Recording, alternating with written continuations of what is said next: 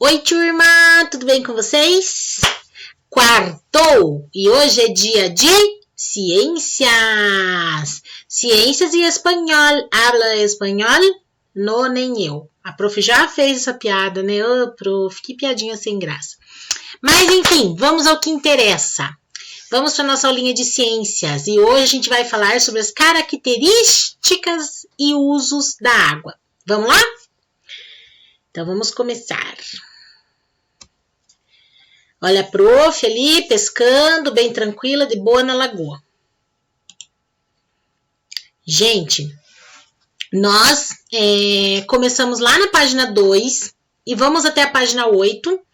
E para quem viu aquela imagem que a prof passou do cronograma, já está sabendo tudo que a gente vai ver nesta aula, tá bom? Gente, fala sério, né? Eu coloquei... Mudando um pouquinho de assunto da aula, tá? Vou fugir um pouquinho do tema da aula. Eu coloquei essa blusa rosa, que eu amo rosa. E acho muito bonita essa blusa, assim, né? Pelo tom do rosa. E coloquei o jaleco por cima. Mas parece, assim, que a prof caiu no guarda-roupa e entrou na primeira roupa que viu na frente. Tá bem colorida e tal, né? Eu sei que não combinou muito, mas bora lá, tá? Talvez assim vocês prestem mais atenção na aula. O que vocês acham? Coloquem aí nos comentários o que vocês acharam da combinação da prof aí de azul com rosa. Tá bom? Então vamos lá. Características e usos da água. Lá na troca de ideias, a gente já tem uma tirinha do Armandinho, tá bom? Então vamos ver lá a conversa que ele teve com o pai dele. Viu como a plantinha está murchando? Sim. Vou pegar um pouco de água para ela. Boa! E acho que vou trazer um pouco para o senhor também. Gente, Armandinho é ótimo, né? As tirinhas dele são ótimas. O que levou o Armandinho, esse menininho do cabelo azul, que a gente já viu em outras tirinhas aí, concluir que deveria trazer água para a planta, né? Só de ver ali, você já sabe responder essa questão. O que levou ele a concluir que a planta estava precisando de água, né? Dá para ver ali o porquê. Número 2, no último quadrinho, Armandinho diz que vai trazer água para o seu pai também. Por que ele acha que o pai precisa de água? Que relação ele fez entre o pai e a planta? Né? Ele fez alguma relação aí entre o pai e a planta. Qual foi essa relação? Número 3, a água é importante para você? Que usos você faz da água? Converse com o professor e colegas a respeito dessa questão. Depois faça uma lista na lousa com os usos que vocês fazem da água. Gente, ali nós temos 2 perguntas e vocês vão conversar com a família de vocês, tá bom? Pergunta da troca de ideias. As perguntas 1, 2 e 3 devem ser respondidas no caderno de ciências que vocês levaram para casa neste bimestre. Margem... feita com régua, cabeçalho, tudo no capricho, tá? Perguntas, tudo isso que eu falei escrito com caneta. Respostas, escrito a lápis. A lápis, tá bom? Gente, a lápis foi boa, né? Resposta, vamos escrever a lápis, tá bom? Vamos lá. Então, vamos pro próximo. Prof, hoje tá atrapalhado, hein, prof? Então, não se esqueçam, tá? No caderno. E postem no grupo do WhatsApp pra prof ver. Lá na página 3, nós temos ali um textinho. E eu vou ler aqui com vocês, tá bom? A prof colocou o texto aqui e eu vou ler aqui no livro com vocês. Quando não recebem água, as plantas ficam murchas. Isso acontece porque, sem água, suas células reduzem de tamanho e podem secar. A água é fundamental para o metabolismo das plantas, que inclui processos como a germinação, o transporte de substâncias e a fotossíntese. Vocês estudaram isso lá no 3º ano, né? Além disso, a água serve de habitat para muitas espécies de vegetais. Assim como as plantas, todos os demais seres vivos precisam de água. Por esse motivo, quando os cientistas procuram por vida em outros planetas, eles sempre buscam algum indício da existência de água, tá? Então, os seres vivos necessitam de água para sobreviver. Onde há vida, necessariamente tem que existir água, tá bom? Então, olha aquela imagem ali, ó, no livro de vocês. Em 2018, os cientistas descobriram água em Marte, o que aumenta as chances de haver vida nesse planeta, tá bom? Ali é uma representação de uma sonda espacial procurando água no solo de Marte. Depois, lá na página 4, a gente pode constatar até aqui o quê? Que sem água nós não sobrevivemos, certo? Isso é um fato, isso vocês já estudaram nos outros anos, anos anteriores. Assim como vocês já viram os estados físicos da água, né? Ah, prof, ó, estamos careca de saber aí esse conteúdo dos estados físicos da água. Então, beleza, vamos tirar de letra aí essa videoaula. A maior parte da água do planeta Terra é salgada. Vocês já sabiam também. Ou seja, é a água dos mares e oceanos, que a gente viu lá na aula de geografia. Outra parte se encontra nos polos, em forma de gelo. O restante da água, que é uma parte muito pequena, encontra-se nos rios, lagos e no ar, em forma de vapor. Essa é a parte da água chamada de água acessível, que está disponível para o consumo. Então, assim, gente, a maior parte da água do planeta Terra é salgada, né? É uma porcentagem muito pequena essa parte aí que é chamada de água acessível, que é aquela que a gente pode consumir, tá bom? Daí a importância de economizar água. E aqui em Curitiba nós estamos vivendo esse racionamento da água, por quê? Porque a gente tem aí um clima ultimamente muito seco, né? Com falta de chuva, o que diminui aí a água nos reservatórios, fazendo então com que o governo criasse esse racionamento. Então, a cada 2, 3 dias, nós ficamos sem água em casa, né? Então, aí a importância de sempre economizar água, para que nunca falte, tá bom? Lá na página 4 ainda, vamos lá a continuação. Toda essa água circula na natureza e pode se apresentar, então, nos estados sólido, líquido ou gasoso. Prof, aprendemos isso lá no 3º ano. Beleza, isso mesmo, sólido, líquido ou gasoso. De acordo com o estado físico em que se encontram as moléculas de água, assim como as moléculas das demais substâncias, se comportam de maneiras diferentes. Ali nós temos, ó, uma representação aqui, ó, da molécula de água. Então, ela é formada por 2 elementos, hidrogênio e oxigênio. A prof estava sentindo falta mesmo da canetinha hoje, né? Ó, hidrogênio e oxigênio. E é representada da seguinte forma, ó, tá? H2O, tá? Então, isso é a molécula d'água, H2O. No estado sólido, é possível perceber que as moléculas de água estão bem unidas, no estado sólido. No estado... Opa! Prof se perdeu ali, ó, formando uma estrutura. No estado líquido, as moléculas se afastam um pouco e não formam uma estrutura resistente. No estado gasoso, essas moléculas estão bem afastadas uma das outras, tá? E com bastante movimento. Então, aqui, ó, a imagem da prof, agora eu vi que ela ficou espelhada, mas não tem problema, no livro de vocês está certinho lá. Então, tem o estado, vamos começar ali pelo sólido, ó. O sólido, as moléculas estão bem unidas, né? E formam como se fosse uma estrutura mesmo, né? Como o nome diz, sólido. Depois, ali nós temos o estado líquido, ó. Elas se afastam um pouco, podem até formar uma estrutura, mas não muito resistente, tá? E por fim, a gente tem o estado gasoso, ó. Elas são bem afastadas uma das outras e tem bastante movimento, né? Fluidez ali.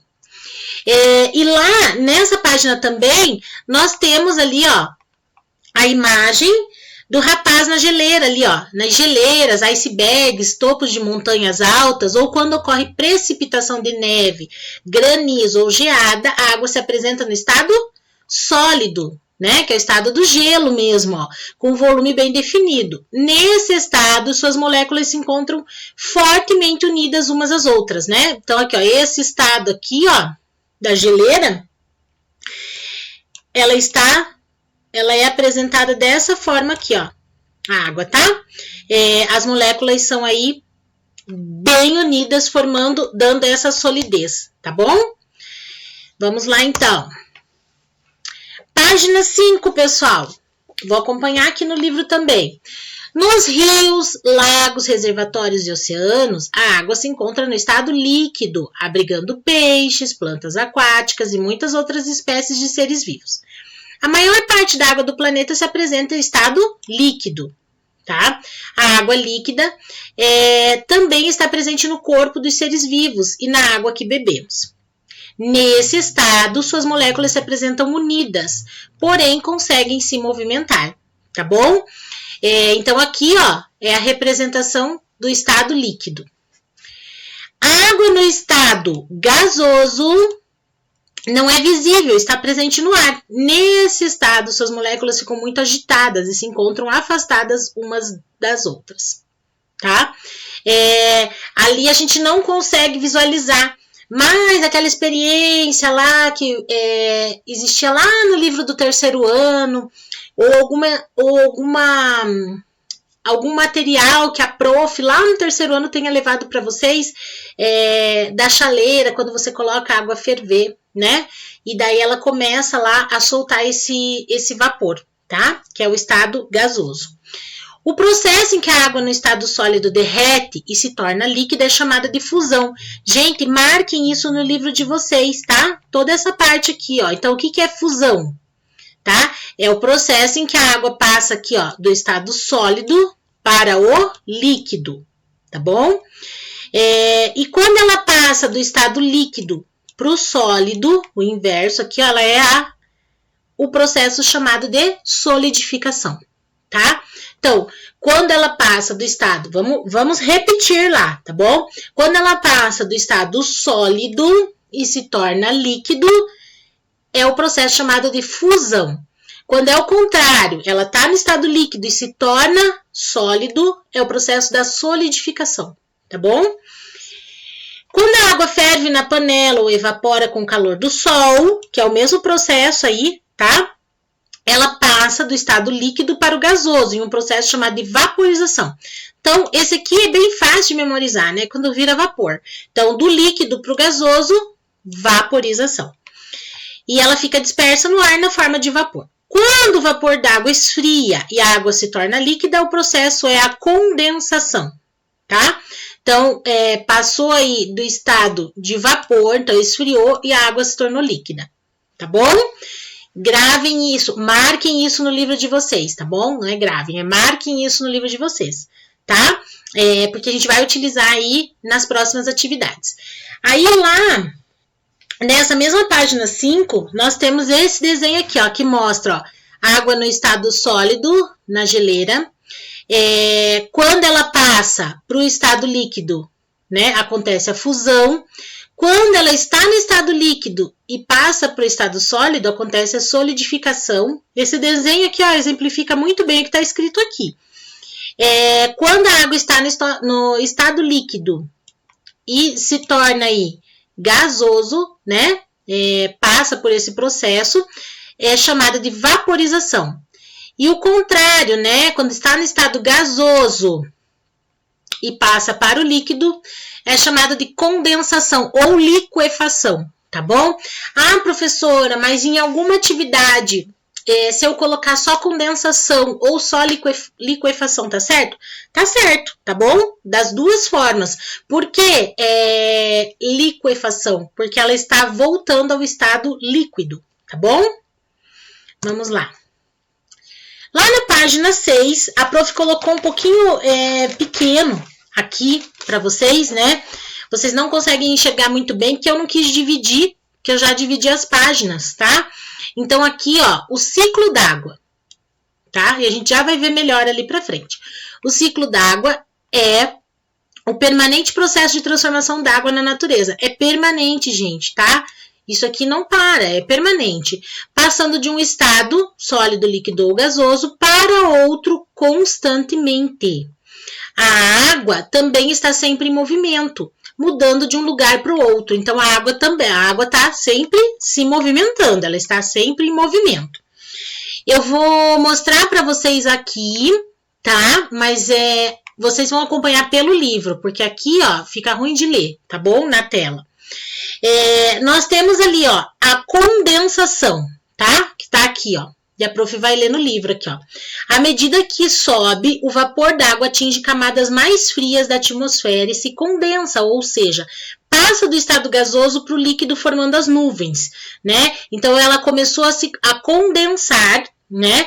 Quando subiu o vapor, ela entra ali nesse estágio, que é o estágio mais frio, e ela começa esse processo de condensação, né? Que formam as nuvens que vão aí se enchendo, né? Depois, olha ali, gente, a precipitação, aqui, ó, tá? As gotículas de água presentes nas nuvens podem cair em forma de chuva, neve ou granizo, reabastecendo rios, lagos e oceanos. Então, acontece a precipitação. Então, essas nuvens carregadas, elas despejam aí essa água. Pode ser em forma de chuva, pode ser em forma de neve ou de granizo, tá bom? E isso acontece o quê? Acaba reabastecendo aí os rios, lagos e oceanos, e é isso que a nossa cidade aqui está precisando, de chuva, tá bom? Aqui, ó, nós temos a transpiração. Aqui, ó. Os seres vivos liberam água no ambiente pela transpiração. Sim, pela nossa transpiração. Quando nós transpiramos, nós também liberamos água, né? Por exemplo, vou correr, fiquei muito suada, transpirei demais, né? O que vai acontecer com essas gotículas? Elas vão sofrer essa evaporação, tá? Lá embaixo, aqui do lado, ó, fala exatamente sobre isso, sobre a evaporação.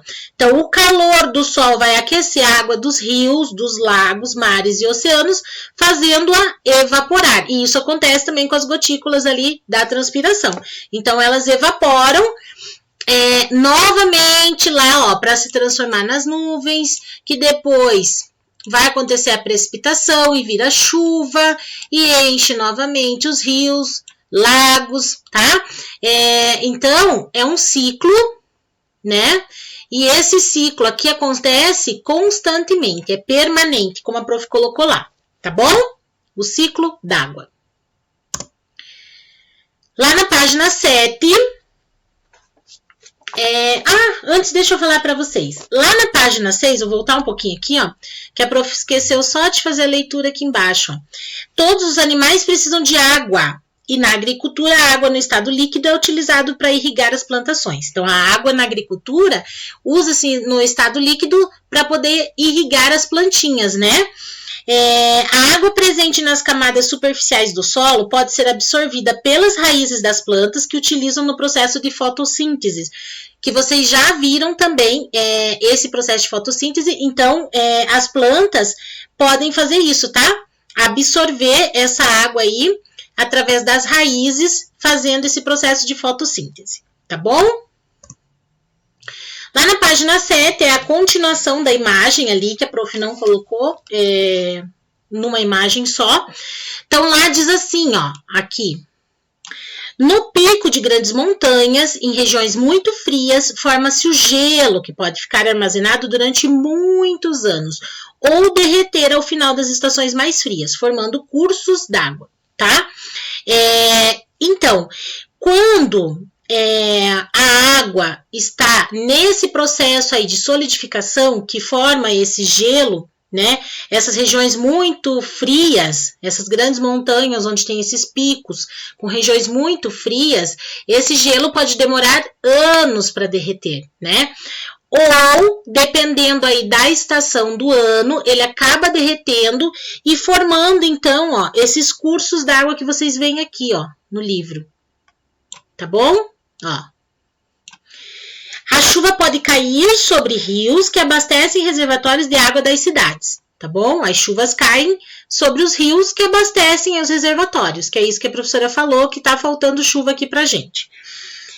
Infiltração, aqui embaixo, ó. tá? Infiltração. Grande parte da água da chuva infiltra-se no solo, podendo formar depósitos subterrâneos. Ah, então nós temos água aí no subterrâneo? Sim, temos, né? Então, grande parte dessa água da chuva aí pode se infiltrar no solo mesmo, formando esses depósitos d'água. Gente, aqui, ó, é basicamente aquilo que a prof explicou da página 6 e 7, tá? Mas nesse desenho aqui, ó, mais estruturado para vocês. Por que que é um ciclo, né? Ó, ele forma esse ciclo aqui que nunca se acaba, né? Então, o que que acontece aqui, ó? O calor do sol faz com que a água evapore, essa água sobe, aqui acontece, nas nuvens acontece o processo de condensação, essa nuvem fica carregada, né, e acaba aí caindo a chuva, que é o processo de precipitação. Essa chuva caiu, o que que acontece aqui? Dois processos, ó, tem a transpiração, tem a infiltração, que a gente acabou de falar agora, né, que em algum lugar do solo, aí algumas partes, né, a água vai se infiltrando, formando esse acúmulo de água aí subterrâneo, mas você transpira, né, tem a transpiração aqui, que acontece o quê? O calor do sol causa evaporação, que causa condensação aqui em cima com as nuvens, e as nuvens, nas nuvens ocorre o processo de precipitação, né, que elas ficam carregadas e cai a chuva, ou gelo, ou granizo, tá bom? Então, esse processo aqui, ó, ele acontece sempre, tá? Tá ok, gente? Então, é isso, né? Eu espero que vocês tenham entendido, porque isso aqui é um conteúdo, na verdade, que vocês estão revendo, né? Faz parte aí do nosso novo material, mas que é um conteúdo que vocês já viram lá no terceiro ano. Então, assim, é bem legal que a gente faça a retomada disso, né? Para que a gente entenda. E agora, nesse momento, a gente precisa entender muito mais sobre como a natureza funciona, né? Como é o processo aí da natureza, envolvendo a água, principalmente, né? Que é um bem tão precioso. Tá bom? Olha que legal, ciência em ação. Agora vocês vão colocar a mão na massa aí, ó. A água nem sempre é pura. Ela pode conter sais e outras substâncias dissolvidas. Mas será que isso interfere na mudança de estado físico da água? Né? Se a água tem substâncias lá dissolvidas, esses sais aí, ou outras substâncias, será que isso vai interferir nesse processo? Será que quando a água do mar evapora, ela forma nuvens de água salgada? Né? Já que a água do mar é salgada? Vamos fazer um experimento usando corante alimentício no lugar de sal, para comprovar isso? Então, olha lá o que vocês precisarão, gente. Uma bacia grande, 1 litro de água, plástico transparente ou filme PVC, tá bom? Copo pequeno, fita adesiva, corante alimentício, uma pedra ou moeda. Como é que vocês vão fazer? Vão despejar água dentro da bacia, pingar algumas gotas de corante até que a água fique colorida. Depois, vocês vão colocar o copo bem no meio da bacia, cobrir essa bacia com plástico transparente ou filme PVC, tá bom? Então, cobriram, colocaram o copo no meio dessa água colorida e cobriram. Com a fita adesiva, vocês vão prender esse plástico bem nas bordas da bacia. Depois, vocês vão colocar a pedra ou a moeda sobre esse plástico, bem em cima do lugar onde está o copo. Vocês vão deixar essa bacia no sol, exposta ao sol durante o dia inteiro. Depois desse período, vocês vão observar o que aconteceu, tá? Então, ali mostra bem o desenho, ó, do passo a passo, ó. Tá bem facinho ali, ó. Tá? Então, o plástico transparente que vai por cima da bacia, a fita aqui em volta, ó, o copo é aqui dentro, ó, tá vendo? E a moeda ou a pedra vai bem em cima do plástico, mas bem em cima ali, ó, né? De onde está o copo. Depois de realizar esse experimento, vocês vão responder aí as questões. Primeira questão, o que você verificou depois que você deixou essa bacia exposta ao sol durante o dia inteiro? Essa é a primeira. Gente, respondam no caderno, tá bom? Número 2, de onde veio a água que estava no plástico? Como assim água que estava no plástico? Tem que fazer o experimento para você entender essa segunda pergunta. Número 3, retire o plástico da bacia e verifique a cor da água que está dentro do copo. Vocês vão verificar a cor da água que ficou dentro do copo. E o que você concluiu com isso? Tá bom? Nós temos aí alguns materiais, então assim, a prof vai dar um tempinho para que vocês façam. Vocês podem aí fazer esse experimento e trazer a resposta até a próxima aula, que é na quarta-feira que vem, tá bom? Porque assim dá tempo de fazer o experimento com calma aí em casa, poder analisar bem com o pai, com a mãe, com a família, tá bom? Beleza, pessoal? Então é isso. Mas, prof, por que tem essa tabelinha de segunda, terça, quarta, quinta, sexta e lembretes? A prof tá colocando essa tabelinha aqui para lembrar todos os alunos da turminha da prof. Sandra da importância do planejamento, né? Eu recebi os planejamentos, a foto dos planejamentos de vocês.